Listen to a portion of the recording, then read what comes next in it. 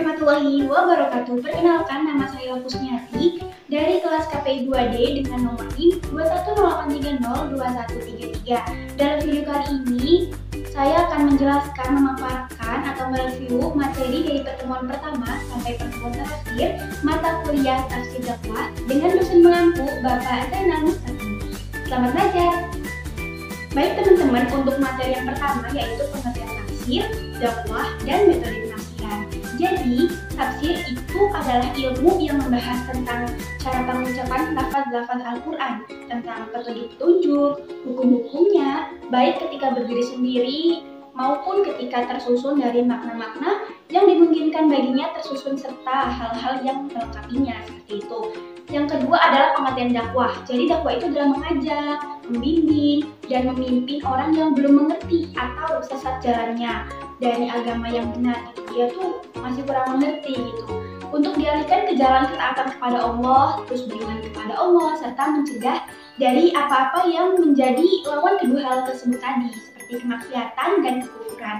Yang ketiga, apa itu metode tafsir? Metode tafsir Al-Quran itu adalah sesuatu yang berisi seperangkat tatanan dan aturan yang harus diindahkan ketika menafsirkan Al-Quran. Dan para ulama-ulama mengklasifikasikan metode penafsiran itu menjadi 4 nih teman-teman. Apa nih? Yang pertama adalah tafsir ijmali, yang kedua tafsir tahlili, dan yang ketiga tafsir maudhu'i. Oh ya, satu lagi, yang keempat tafsir muqaddam. Untuk materi yang kedua yaitu tafsir kewajiban ayat dakwah 1 dan 2. Jadi teman-teman, di sini saya tidak akan melafazkan surahnya. Nanti saya edit aja di sini ada tulisannya teman-teman, mohon maaf sebelumnya. Jadi gini, di dalam Al-Quran itu ditemukan banyak ayat yang memerintahkan kewajiban melaksanakan dakwah. Di dalam Al-Quran, kata dakwah ini diungkapkan Allah dengan menggunakan kata-kata yang berbeda. Dan kemungkinan kata-kata itu yang bermakna dakwah itu perlu dikaji lagi secara mendalam. Beragamnya kata-kata yang semakna dakwah dalam Al-Quran dapat dipahami dengan beberapa makna. Nah, ini yang pertama, ayat-ayat tentang perintah berdakwah tadi. Yang pertama ini ada Quran surah An-Nahl ayat 125, yaitu merupakan ayat yang menunjukkan kewajiban berdakwah dan menjelaskan metode dakwah, bahwa kita sebagai kaum muslim itu wajib berdakwah, dan dalam berdakwah itu harus menggunakan metode dakwah sebagaimana tuntunan ayat ini. Yaitu ada 3 nih metodenya. Yang pertama ada bil hikmah, mau'idhah hasanah, dan mujadalah. Surat yang kedua yaitu Quran surah Al-Maidah ayat 67. Pada ayat ini Allah menerangkan tugas Rasulullah yang diantaranya adalah untuk menyampaikan ajaran Islam kepada mereka. Yang ketiga, Quran surah Al-Imran ayat 104. Dalam ayat ini terkandung pula 2 komponen pengertian, yakni yang pertama, kamu adalah umat yang terbaik yang dilahirkan. Yang kedua, menyuruh kepada yang ma'ruf dan mencegah dari yang munkar, dan beriman kepada Allah. Selanjutnya ada Quran surah Al-Maidah ayat 78. Pada ayat ini Allah menerangkan bahwa orang-orang kafir dari Bani Israel, yaitu mereka yang selalu ingkar dan mengabaikan perjanjiannya dengan Allah. Selanjutnya ada Quran surah Al-Maidah ayat 79, yang mana pada ayat ini Allah itu menjelaskan bahwa di antara kedurhakaan mereka yang menjadi penyebab turunnya azab dan terjadinya hukuman. Nah, ini adalah ayat-ayat kewajiban berdakwah 2. Yang pertama ada Quran surah Asy-Syura ayat 52, yang kedua ada Quran surah Al-Alaq ayat 1-5, dan yang ketiga ada Quran surah Al-Wasiyah ayat 21. Selanjutnya teman-teman ada pembahasan mengenai ayat-ayat tujuan dakwah 1. Jadi Allah telah memerintahkan hambanya untuk berdakwah. Tentunya ada tujuan besar yang ingin dicapai di balik adanya seruan tersebut. Dalam Al-Quran itu sering sekali Allah menyebutkan bahwa tujuan adanya dakwah adalah berujung pada kebahagiaan hidup. Tetapi sebagai manusia awam perlu adanya ilustrasi sederhana untuk menggambarkan betapa pentingnya dakwah itu dilakukan. Dalam Al-Quran baik tujuan akhir maupun tahapannya. Dari sekian tujuan berdakwah sebenarnya ini Al-Quran telah membahasnya dalam beberapa ayat di dalam Al-Quran. Di antaranya apa aja nih teman-teman? Jadi yang pertama ada Quran surah Ali Imran ayat 138 sampai sampai 139. Yang kedua ada Quran surah Al-Fat ayat 28, yang ketiga ada Quran surah Al-Hajj ayat 41, dan yang terakhir ada Quran surah Al-Zariyat ayat 56. Nah, selanjutnya ada ayat-ayat kewajiban berdakwah 2. Yang pertama itu ada surah Hud ayat 61, yang kedua surah Al-Imran ayat 159, dan ketiga ada Ar-Rod ayat 19 sampai 22. Yang terakhir ada Al-Kahfi ayat 29.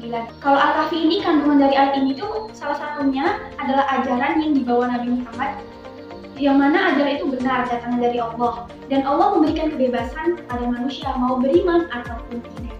Baik teman-teman, lanjut ke materi selanjutnya, yaitu tafsir ayat materi dakwah.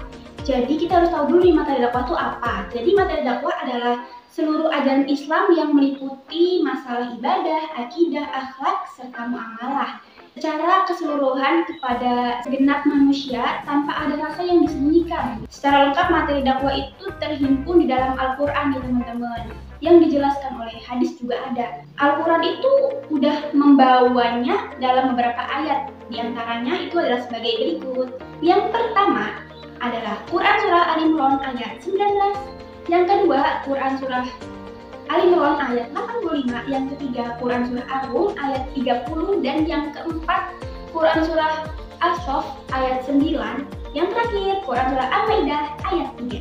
Lanjut ke pembahasan selanjutnya, yaitu ayat-ayat sasaran dan objek dakwah 1.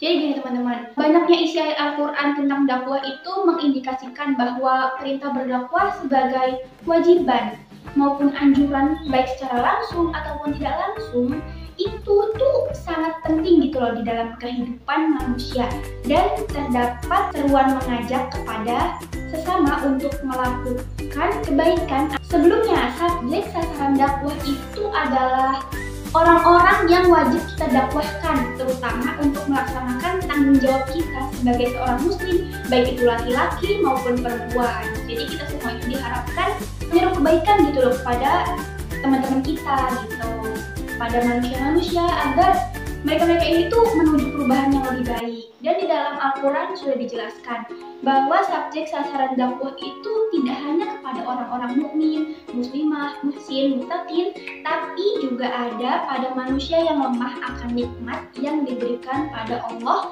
berupa nikmat jasmani maupun nikmat rohani.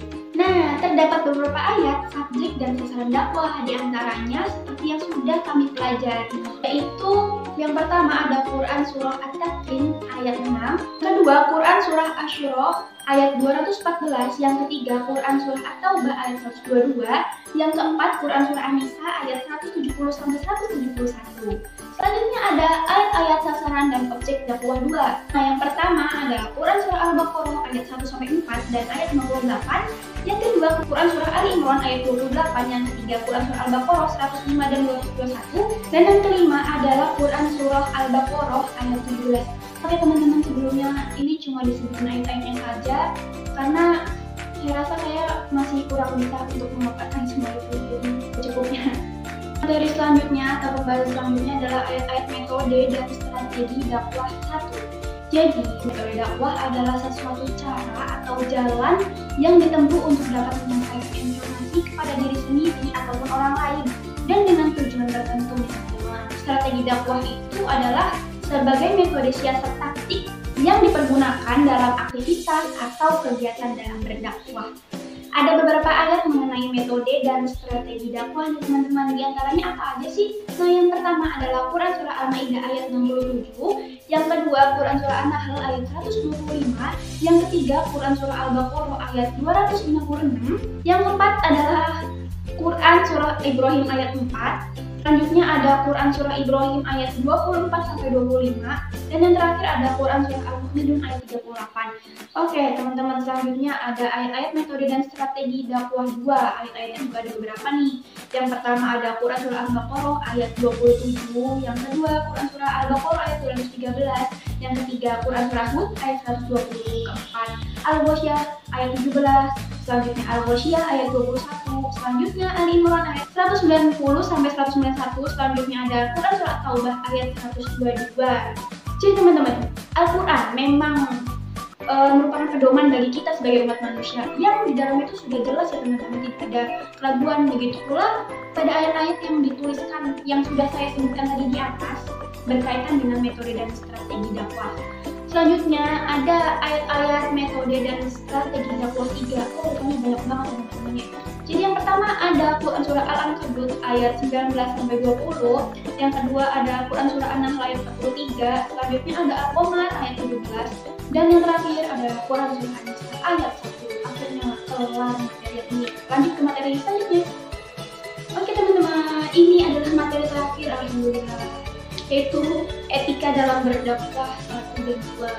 Jadi dai dalam berdakwah berlisan menurut norma Al-Quran itu haruslah dengan bahasa yang jelas, tidak memberatkan audiens, dan bahasa yang digunakan itu santun ya teman-teman.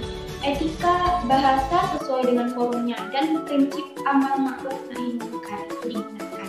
Jadi etika dakwah merupakan salah satu aspek yang harus kita perhatikan dari berbagai pihak yang terlibat dalam pelaksanaan dakwah agar dakwah yang bermedia massa ini dapat diterima masyarakat sebagaimana mestinya, yaitu mewujudkan tatanan masyarakat dan umat yang akan tetap pada koridor ajaran Islam. Terdapat beberapa ayat yang mengenai yang tadi etika dalam berdakwah, yaitu diantaranya yang pertama ada Quran surah Al-Baqarah ayat 235, yang kedua Quran surah An-Nisa ayat 5, yang ketiga Quran surah An-Nisa ayat 69, dan yang keempat Quran surah Al-Isra ayat 23. Lanjut ke etika dalam berdakwah 2. Surat-suratnya ada beberapa lagi teman-teman, yaitu surat Yusuf ayat 28, Al-Hujurat ayat 6, Al-Hujurat ayat 12, Al-Baqarah ayat 109, Al-Maidah ayat 77, Al-A'raf ayat 199, Al-A'raf ayat 200, dan Al-Hajj ayat 78. Alhamdulillah. Baik teman-teman, sepertinya cukup sekian yang dapat saya review dalam video kali ini. Kurang dan lebihnya mohon maaf karena saya juga manusia. Kebenaran hanyalah datang dari Allah Subhanahu wa Ta'ala, dan kita sebagai manusia hanyalah belajar dan terus belajar. Kurang dan lebihnya mohon maaf. Hidup kesepian tanpa kekasih cakep. Cukup sekian dan terima kasih. Wassalamualaikum warahmatullahi wabarakatuh.